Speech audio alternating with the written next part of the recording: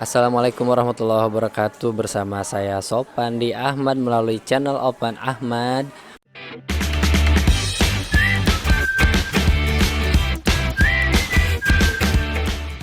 Pada tayangan ini saya akan membahas lanjutan pembahasan dari bab bangun ruang sisi datar. Dan sebelumnya kita telah membahas bagaimana unsur-unsur dari bangun ruang sisi datar, dilanjutkan dengan bagaimana jaring-jaring bangun ruang sisi datar. Nah, untuk kali ini yang akan kita bahas mengenai diagonal bidang, diagonal ruang, dan bidang diagonal pada bangun ruang sisi datar. Dan pada pembahasan ini akan kita ambil bagaimana diagonal bidang diagonal ruang dan bidang diagonal ini pada bangun ruang kubus ya. Nah, seperti biasa karena kubus ini cukup mewakili bangun ruang sisi datar dan diharapkan walaupun yang kita bahas pada kubus tetapi dapat diterapkan pada bangun ruang sisi datar lainnya. Oke, kita lihat yang pertama. Ini ada sebuah kubus ABCDEFGH. Nah, kita pahami dulu yang mana yang dimaksud dengan diagonal bidang.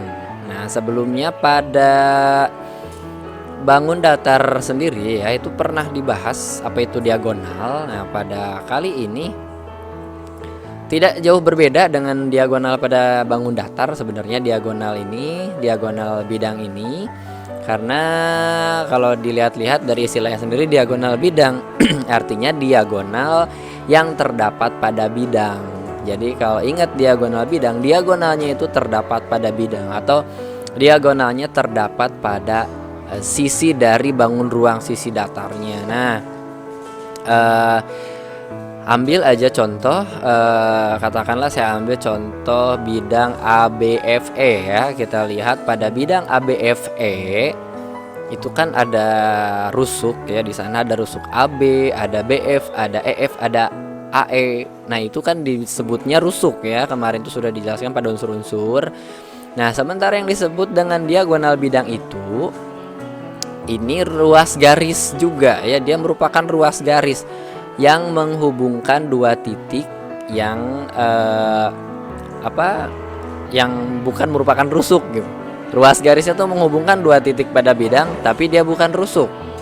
Jadi kalau kita bisa ambil contoh pada bidang ABFE ini diagonal bidangnya bisa AF, bisa BE.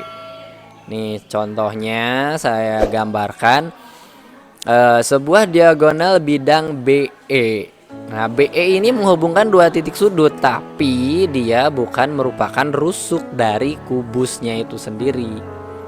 Nah, bisa dipahami ya, diagonal bidang seperti ini kasusnya. Contoh lainnya misalkan kita ambil bidang yang lainnya. Pada bidang ABCD yang merupakan diagonal bidang bisa BD, bisa juga AC. Nah, ini contohnya yang saya gambarkan adalah BD. Kenapa? Ya itu tadi, karena BD ini menghubungkan dua titik sudut. BD ini merupakan ruas garis menghubungkan dua titik sudut, titik B dan titik D, tapi BD ini kita ketahui dia bukan merupakan rusuk dari bangun ruangnya sendiri. Contoh lain lagi CF. Nah, silahkan dihubungkan dengan yang saya tadi jelaskan bahwa CF ini ruas garis di mana dia menghubungkan dua titik sudut tapi CF bukanlah rusuk. Contoh lainnya lagi AH dan lain-lainnya. Ini silahkan dipahami betul-betul apa yang dimaksud dengan diagonal bidang. Yang saya gambarkan di sini hanya beberapa contoh saja. Nah, bagaimana ukuran dari diagonal bidang? Nah, ini ada kaitannya dengan pokok bahasan sebelumnya yang pernah kita bahas, yaitu mengenai teorema Pitagoras. Itulah kenapa sebelum kita belajar bangun ruang sisi datar ini, terlebih dahulu kita mempelajari teorema Pitagoras. Karena untuk memperoleh ukuran dari diagonal bidang itu kita gunakan teorema Pitagoras. Nih, kita perhatikan diagonal bidang BE Nah, kalau kita lihat-lihat itu dari BE ini bisa kita jadikan salah satu dari sisi-sisi segitiga siku-siku. Bisa BFE, bisa ABE. Nah, katakanlah kita ambil segitiga siku-siku ABE. Nah, kenapa dia siku-siku? Jelas kalau kubus ini sisi-sisinya kan merupakan persegi, di mana sisi-sisi di mana bangun persegi itu sudut-sudutnya itu pastilah 90 derajat, sehingga pada segitiga ABE ini BE akan menjadi hipotenusa ya, atau sisi terpanjang dari segitiga siku-sikunya, di mana masing-masing sisi yang saling menyikunya itu adalah AB dengan BE. Oke, kita lanjutkan. Nah, dari segitiga ABE ini, nah misalkan ya, kita misalkan sisi kubusnya adalah S. Nah, sebelum ke sana, dari segitiga ABE ini itu akan berlaku teorema Pitagoras. Ingat lagi bahwa pada teorema Pitagoras itu kuadrat sisi terpanjang adalah jumlah kuadrat sisi-sisi yang saling menyiku. Berarti BE yang merupakan sisi terpanjang ya, BE pangkat 2 itu akan sama dengan AB pangkat 2 ditambah AE pangkat 2. Kita misalkan sisi kubusnya S, sehingga AB sama AE bisa kita ganti dengan S. Jadinya diperoleh S kuadrat ditambah S kuadrat ya. S pangkat 2 ditambah S pangkat 2 ini pastilah akan menjadi 2 dikali S pangkat 2. Nah, ini masih merupakan BE pangkat 2. Yang kita perlukan adalah ukuran dari ruas garis BE. Sehingga untuk untuk memperoleh BE ini kita tarik akar pangkat 2 dari BE pangkat 2. Yang selanjutnya akan kita peroleh akar pangkat 2 dari 2S pangkat 2. Nah, ini bagaimana cara memperolehnya? Ini berdasarkan aturan dari akar pangkat, bahwa jika di dalam akar pangkat itu ada perkalian, itu kita bisa uraikan menjadi perkalian akar-akarnya, sehingga yang ini bisa kita tuliskan menjadi S akar 2. Nah, ini ya kalau kita tuliskan prosesnya. Kalau kita tuliskan prosesnya bagaimana dari 2S pangkat 2 menjadi S akar 2, itu awalnya akar 2S pangkat 2 sama dengan akar 2 dikali akar S pangkat 2. Akar S pangkat 2 ini akan sama dengan S. Nah, dalam penulisannya jika ada bilangan real ini yang terdiri atas bilangan rasional dan irasional, yang merupakan bilangan rasionalnya ya kita tulis, yang bukan merupakan akarnya kita tuliskan di depan seperti ini, S akar 2. Itulah asal muasal kenapa dari akar 2S pangkat 2 itu menjadi S akar 2. Dan inilah ukuran dari diagonal bidang. Ingat ya, jika suatu kubus memiliki rusuk dengan ukuran S, maka diagonal bidangnya adalah S akar 2. Ini khusus untuk kubus, ingat. Jadi pada kubus kita bisa langsung menentukan bagaimana ukuran dari diagonal bidangnya. Nah, contohnya aja, misalkan ada kubus panjang rusuknya 6 cm. Nah, berarti diagonal bidangnya panjangnya itu adalah 6 akar 2 cm, seperti itu. Lain halnya dengan balok atau bangun datar yang lain. Prinsipnya sama ketika ada diagonal bidang pada balok misalkan ya. Berarti kita harus menerapkan teorema Pitagoras di sana dengan menggunakan ukuran-ukuran yang ada. Oke, itu ya mengenai diagonal bidang. Berikutnya, bagaimana pembahasan berikutnya ini ya, setelah diagonal bidang itu ada diagonal ruang. Nah, bedanya kalau diagonal bidang diagonalnya itu terdapat pada bidang, terdapat pada sisi. Tapi kalau diagonal ruang ini ruas garis yang menghubungkan dua titik pada kubus ini. Nah, ruas garis ini bukan merupakan rusuk dan juga tidak terletak pada bidang, sehingga ruas garis ini akan melewati ruang pada kubus gitu ya. Jadi itulah kenapa disebut dengan diagonal ruang. Nah, kita ambil contoh diagonal ruang ini misalkan CE. Nah, kita perhatikan bahwa CE ini dia merupakan ruas garis menghubungkan dua titik sudut, titik C dan titik E. Tapi dia bukan merupakan rusuk dan dia juga bukan merupakan diagonal bidang. Itu yang dimaksud dengan diagonal ruang ya.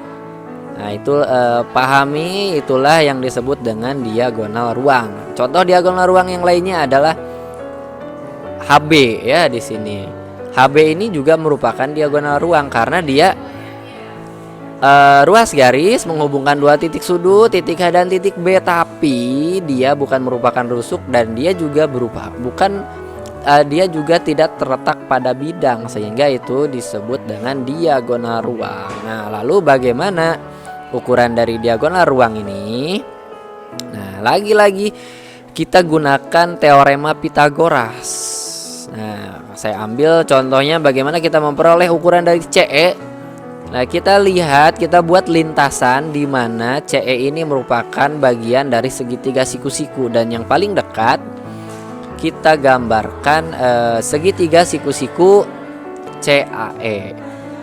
Nah, ini siku-siku. Kenapa? Karena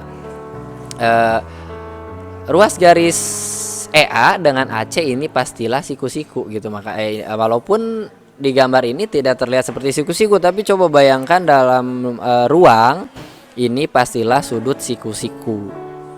Nah, bagaimana kita memperolehnya? Kita gunakan teorema Pythagoras ya, dimana prinsipnya kuadrat sisi terpanjang dan kuadrat sisi terpanjang ini adalah CE itu akan sama dengan jumlah kuadrat dari masing-masing sisi yang saling menyiku, dan sisi yang saling menyikunya pada kasus ini adalah AC dengan AE. Jika kita misalkan ukuran rusuk kubus ini adalah S, berarti AE itu bisa kita ganti dengan S.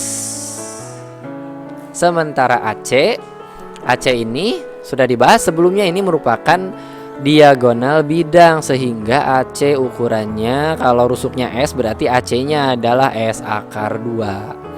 Nah, berikutnya kita gantikan ya AC dengan S akar 2 sementara AE dengan S. Lalu kita akan memperoleh S akar 2 dipangkatkan. Nah, ini kalau ada pangkat dari perkalian dua bilangan itu masing-masing harus dipangkatkan. S-nya dipangkatkan 2, akar 2-nya pun dipangkatkan 2. Sehingga kita akan memperoleh S pangkat 2 dikali 2, atau dalam bentuk aljabar ini kita tulis sebagai 2S pangkat 2. Sementara yang S pangkat 2-nya tetap, dan 2S pangkat 2 ditambah S pangkat 2 itu pastilah akan menjadi 3S pangkat 2. Nah, ini CE pangkat 2, yang kita perlukan adalah CE. Nah, berdasarkan prinsip yang sebelumnya tadi kita bahas, berarti untuk memperoleh CE ini kita akarkan 3S pangkat 2, dan kita akan memperoleh akar dari 3S pangkat 2 yaitu S akar 3. Nah, itulah ukuran dari diagonal ruang ya.